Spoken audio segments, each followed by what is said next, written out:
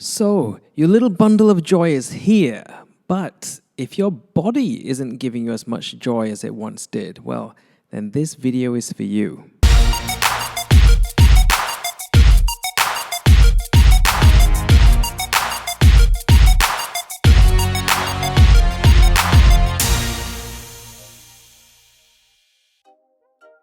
Hey folks, Dr. Bobby Striker here with 3F Flow Physique Factory. Clinics in session, and today we're talking about how to lose the baby weight gain during pregnancy. But before we get into it, as usual, please do subscribe to our channel, hit the bell button for notifications to get our videos hot off the press, drop us a comment to help fellow fitness fans find us and get the fitness information they need to get into the best shape of their lives, just like you. Okay, so we've got a big one. How do you lose the weight, the baby weight you gained during pregnancy? Now, first thing you've got to do is be very clear. Gaining weight during pregnancy is essential to ensure a healthy pregnancy and a healthy baby. The weight increase consists of course, the growing baby, but it's not just that. It also includes changes to your body to support the developing baby. So that includes things like the development of the placenta, the amniotic fluid, the development of your breast tissue in preparation for breastfeeding, your blood volume increases, the uterus enlarges, and yes, you do develop some extra fat stores to provide extra energy when necessary. So make no mistake, you should not be dieting and trying to lose weight during pregnancy. That can be extremely dangerous for you and your developing baby. But what you can do is be mindful for the amount of weight you gain during pregnancy, and thankfully there are a lot of research, there's a lot of guides and tools out there to advise you on what is a healthy amount of weight to gain during pregnancy. We'll actually link below a useful resource that you can use to guide you on how much weight you should be gaining during your pregnancy based on your pre-pregnancy weights and whether you're going to be having one child or more. So it's clear you must put on weight during pregnancy. But in the same way, not putting on enough weight during pregnancy comes with risks. So does putting on too much weight. It can be putting you at risk of gestational diabetes and diabetes in later life, heart disease. It can put your baby at risk of macrosomia, where the baby becomes too big and that can lead to delivery complications, and even put your baby at risk of developing obesity and diabetes and other health issues. So of course, all of this is easier said than done.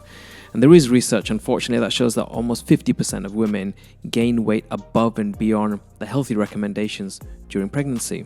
There's even one 2015 study which showed that 75% of women were heavier 1 year after giving birth than they were, and some of that was significant. Some women, 50% were 5 kg heavier, and 25%, about a quarter, were 10 kg or more heavier 1 year after giving birth. So how can you lose the weight? Now, while celebrities and the media are going to tell you that you should be back on the beach in your bikini within a few days, that's not very realistic. So the first thing in your postpartum weight loss journey is to have realistic expectations. This is not a competition. In the same way, you wouldn't expect to hit the gym and look like Gal Gadot or Scarlett Johansson in a few weeks. You shouldn't expect to have the same postpartum journey as them either. So your pre-pregnancy weight, your starting point, will be a factor in how much weight you gain as a factor, whether you have any pre-existing health issues, that's a factor, and whether you have any complications. These all can be significant factors. Then there are even things like local cultural practices. This can all impact your weight loss journey. Now, in Singapore and parts of Asia, there's this practice called confinement. I'd never even heard of it before. So when I moved out here 12 years ago, when I heard of it, I was pretty shocked. So apparently back in the olden days, in ancient times, when infant and maternal deaths were pretty high, modern medicine didn't exist. So they came up with these kind of practices to protect their newborn baby and the mother, help the mother recuperate.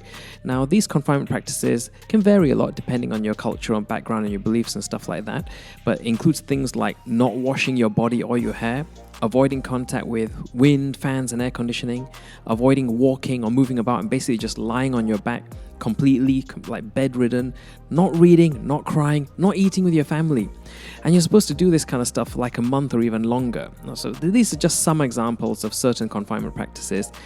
And now, while their intentions were pretty good when they came up with these ideas, most of these have no evidence base, and some simply have turned recently into like a money-making opportunity for these so-called confinement specialists. Now, washing and keeping good hygiene, as you can imagine, is probably pretty important. And as you can imagine, you do need to move. If you just veg out for a month, you're going to be at risk of losing muscle mass, and this is going to impact your weight negatively. It's going to affect your metabolism negatively and may hinder your weight loss journey. So again, number one, have realistic expectations based on your circumstances and everything around you. Number two, breastfeed. Yeah, breastfeed if you can. Now, everyone says breast is best, mostly talking about the baby. It helps the mother and child to bond, passes nutrients to the baby, passes antibodies to the baby, supports the immune system of the baby, etc., etc. But what you might not know is that breastfeeding burns a ton of calories. It can burn anywhere up to 500 calories per day or more. So for your body to manufacture and produce milk and all of that, it's a very energy intensive process. So it burns a lot of calories. So breastfeed if you can. A lot of the women we've helped who have struggled actually to lose weight were women who struggled to breastfeed or those who chose not to. So if you can, please breastfeed. Number three, don't forget the basics, your nutrition, yeah? You need to have a basic understanding of your daily calorie requirements, yeah? So you could start with a food diary, track your calories, monitor your intake, and if you find you're not losing weight, create a small calorie deficit, maybe just a 200 or 300 calorie deficit, and take it from there, see if that helps, monitor for a period of 1 to 2 weeks. And if you're still not losing weight, reduce again by another 200 to 300 calories and try again. So monitor, repeat, and do it again and use that. But as always, aim for slow gradual weight loss, not for a rapid crash weight loss, but gradual weight loss. Otherwise, you might lose muscle too. And remember, keep your protein and fiber intake high. Protein is back. Our friend protein. Yeah, we always go on about protein. Yeah, protein, remember, keeps you feeling full for longer. It's satiating, keeps you feeling full. It helps you to maintain your muscle, so that keeps your metabolic rate up. And don't forget the thermic effect of food. You burn more calories digesting protein than any other food type. And that's going to make it much easier for you to stay in a calorie deficit. And if you're not sure what to do, of course, look at our cookbooks. Yeah, if you don't know how to make delicious, super easy, high protein, low calorie foods, check out our cookbooks. Okay, next, number 4, physical activity. Yeah, you probably thought you could get away with no physical activity. Sorry, folks. Physical activity is important. Now, the best postpartum weight loss results are usually enjoyed by women who were already training and working out before they got pregnant, and with the approval of their obstetrician, continue to train even during pregnancy. Yeah, you can work out during pregnancy. And once you've delivered your bundle of joy, you do need to recuperate, you do need to take it easy. But what can you do then? You can increase your NEAT, your non-exercise activity thermogenesis. You burn a hell of a lot of calories simply by walking around, doing basic things, taking care of yourself and your newborn baby. And for a lot of you, these things are going to burn a lot more calories than exercising would.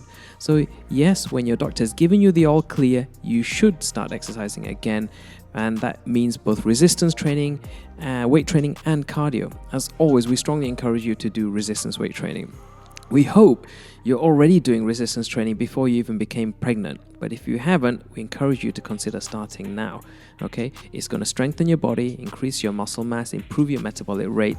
The opposite of what would happen if you just kind of laid around in bed doing all that confinement practice stuff. Okay? And as for your cardio, you don't need to go crazy. Just walk. We love walking. Get that step count back up. That's going to help you create that calorie deficit that help you lose weight. All right? Finally, number 5, and this is the final and probably the most important thing, make time and get help, okay? Some of you might think that pregnancy means your metabolism's all messed up, your metabolism drops. It's actually the opposite. Pregnancy puts your metabolism on fire, okay?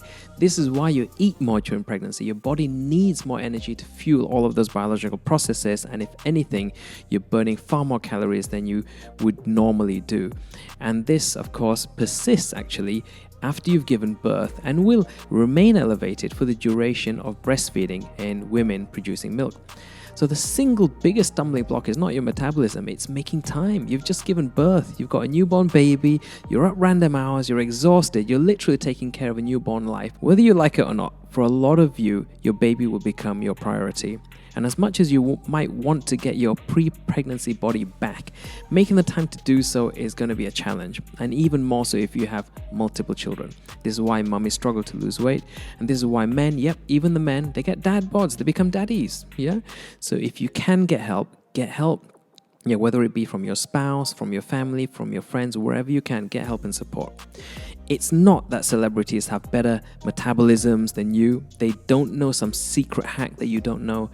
Anything their trainers and nutrition experts know I know too, and as a doctor, having specifically worked in obstetrics and gynecology, I know even more than they do, and I'm sharing everything I know with all of you regularly in our videos and power plans. The difference is that they can afford a lot more help. Hundreds of nannies, chefs, around the clock help, which most of us can't, and that's a big difference. So if you can make time for yourself, for your body, to eat well, exercise, sleep well, and recover, then you can do it. You can do that. You can lose weight. So that's it, folks. Have realistic expectations, breastfeed if you can, track your nutrition, keep your protein intake high, increase your NEAT, exercise, don't neglect resistance training, and if you can, make time for yourself. Done. Okay, guys, so that's it. I hope you like this video. Please, again, hit the like button, subscribe to our channel, hit the bell button for notifications, drop us a comment so other people can find our YouTube videos. Follow us all over the place. Wherever you find us, follow us, please, folks. And that's it. Take care, stay safe. We'll see you all in the next video. Don't be late for your appointments, folks. Laters. Bye.